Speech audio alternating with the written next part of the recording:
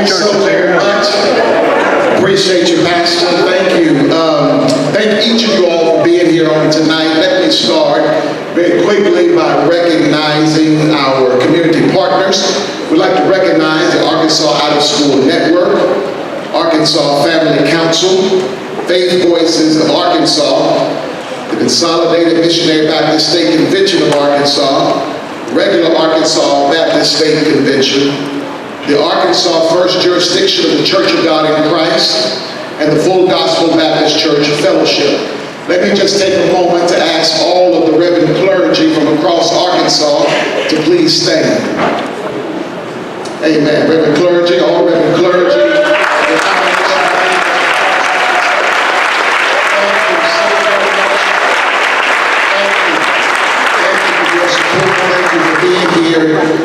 The purpose of this candidates forum is to give Arkansas faith and community leaders an opportunity to hear candidates discuss issues that we feel are of extreme importance in this election.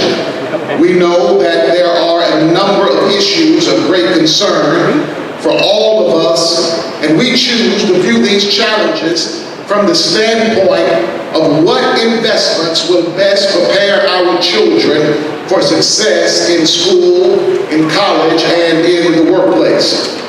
What will best help them take their role as leaders in our communities? These issues are essential for the overall growth and prosperity of our state as a whole. Tonight, the candidates will be discussing the following issues. One, after school and summer programs. Here's what we know. Children who regularly participate in quality after school and summer programs, regardless of family income, statistically perform better in school, have better attendance, and are less likely to get in trouble.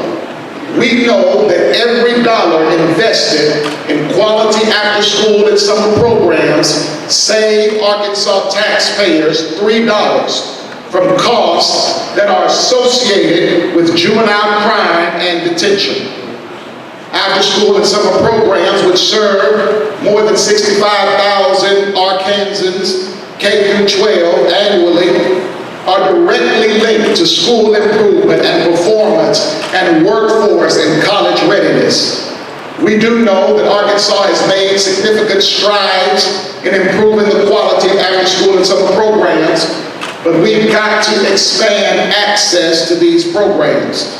There are still, as you look across the state, there are unfunded programs leaving more than 190,000 children across our state not able to participate in after school and summer programs.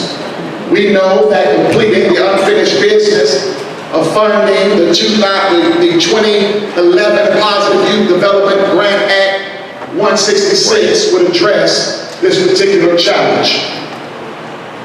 We will also discuss issues like community and economic development. Here's what we know. We know that children and families thrive when their communities thrive. This means that we must create conditions where all of our communities can participate in a growing economy that provides a higher standard of living and quality of life for its citizens. Here is the harsh reality.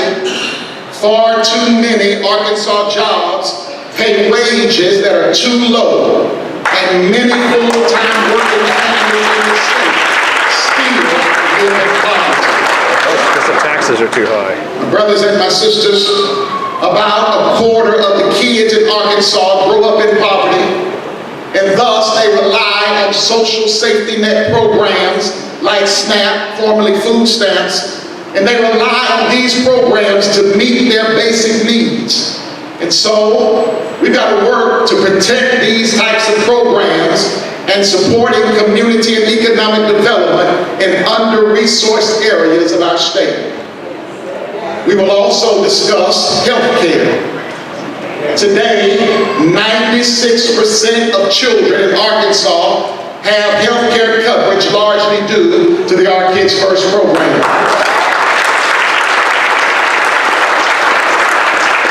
Of up to 300,000 adults have access to affordable health care coverage because of the state's Medicaid expansion program, Arkansas Works. These numbers have made Arkansas a national leader at reducing the rate of uninsured adults. It has also helped hospitals and doctors who are treating patients that are unable to pay for their care.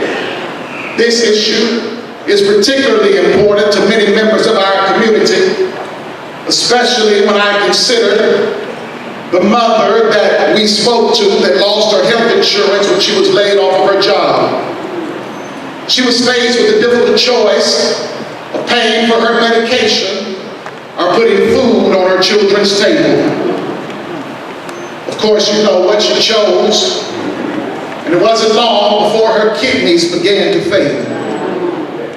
While there in the hospital, she was able to enroll in Arkansas's private option, and now she states that health care coverage through Arkansas Works has helped her move forward and have a better quality of life.